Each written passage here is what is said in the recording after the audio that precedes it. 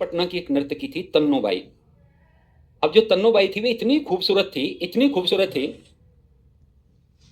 कि उनकी खूबसूरती के चर्चे गली गली नुक्कड़ नुक्कड़ पर थे।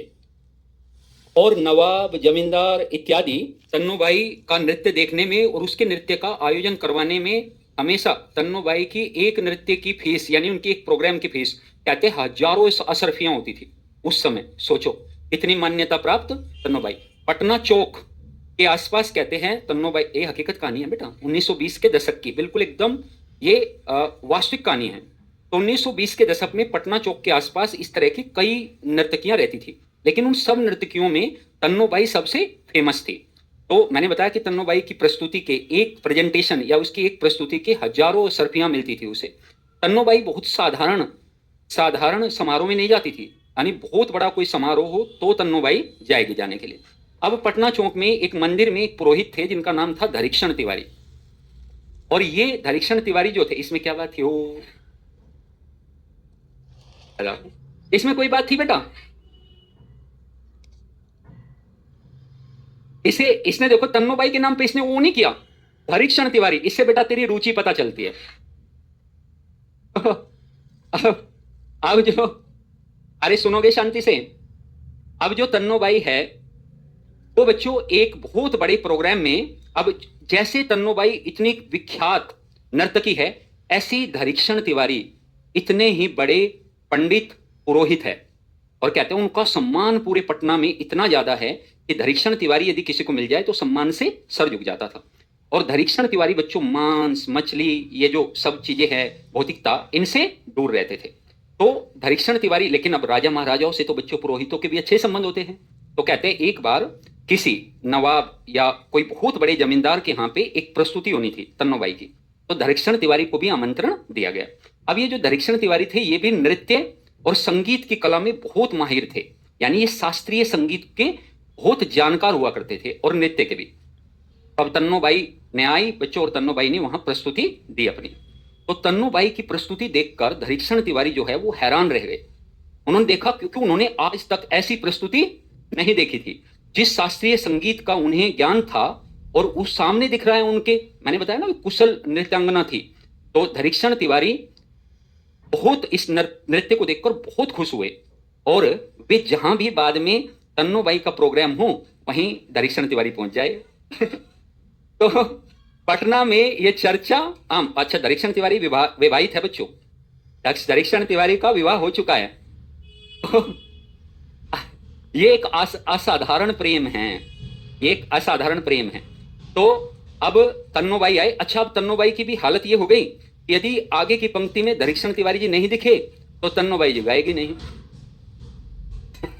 तो अब ऐसा ही चलता रहा, लंबा समय बीत गया।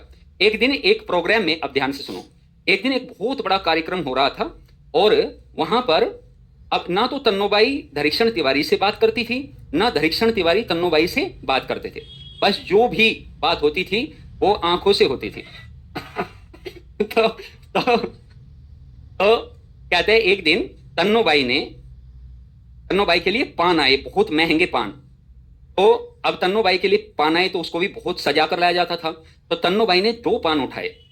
उन्होंने एक पान को अपने पास रखा और एक धरीक्षण तिवारी के पास जाकर उन्हें दिया। अब धरीक्षण तिवारी ठहरे पुरोहित, और वे पान कभी खाते नहीं थे बेचारे, कभी नहीं खाते थे।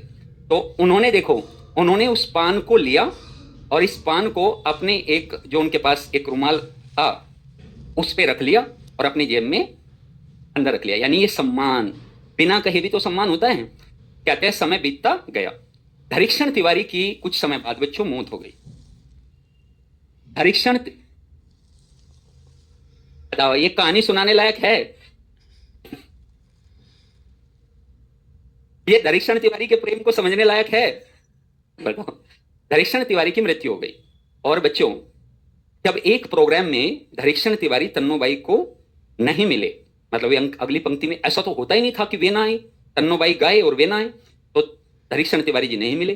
तो तन्नूबाई ने उदासी के साथ वह कार्यक्रम पूरा किया। और उसके बाद उन्होंने पूछा कि धरीक्षण तिवारी क्यों नहीं आए आज? तो किसी ने बताया कि उनकी मृत्यु हो गई। तो जो मतलब अगले दिन, अरे सुनो ध्यान से, जो अगले दिन उनका एक सबसे बड़ा प्रोग्राम था, मतलब अब तक का उनकी लाइफ का, कहते हैं उसके एडवांस ही उनके पास 10,000 से ज्यादा असरफी तो एडवांस आई थी। उन्होंने इस एडवांस को लौटा दिया। उन्होंने कहा हम कोई प्रोग्राम आज से नहीं करेंगे, हमारी कला का कदरदान चला गया। तो अब गायन और नृत्य भी नहीं होगा हमारे जीवन में। लेकिन बच्चों एक दुखद चीज रहती है इन कलाकारों की, और वो दुखद चीज ये रहती है कि जब ये बच्चों सार्वजनिक जीवन से हट जाती है तो इनकी कदर भी लोग नहीं करते। जैसे आपने देखा हीरो हीरोइन भी होती है बच्चों, सार्वजनिक जीवन से मतलब हट जाए वो, यदि पब्लिक वाले जीवन से सार्वजनिक जीवन से संन्यास ले ले तो उनकी महत्ता हो जाती है फिर। तो तन्नो बाई से बहुत रिक्वेस्ट करते थे लोग कि भाई गाओ। धीरे धीरे तन्नो बाई ने गाना छोड़ दिया और वे अपनी जगह अपनी जो बच्चों अलग अलग तरीके की सेविकाएं होती थी उनसे गवाने लगी और उन्हें भेजने लगी। लेकिन तन्नो बाई की डिमांड तो बहुत ज्यादा थी, तो उन्हें ही लोग याद करते थे। तो अब तन्नो बाई के पास भी बच्चों धीरे धीरे पैसे की बहुत कमी होती चली गई, और जब पैसे की कमी हुई तो कहते हैं उन्होंने वापस गाना शुरू कर दिया। वापस गाना क्या कर दिया? शुरू कर दिया। और अब जो वे गाने गाती थी बच्चों, अब सारे गाने उनके दर्द भरे होते थे। मतलब अब देखो इस तरह का भी एक संवाद होता है बच्चों, बिना कहे हुए भी क्या होता है, कभी कभी संवाद होता है।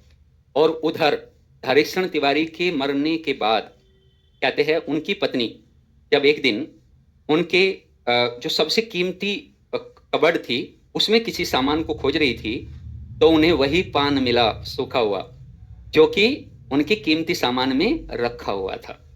तो इसलिए हरीशचंद्र तिवारी और तन्नो बाई की ये प्रेम कहानी, जिसमें एक दूसरे ने कभी एक दूसरे से बात भी नहीं की, वह पटना के गली गली मोहल्ले मोहल्ले में प्रसिद्ध हुई।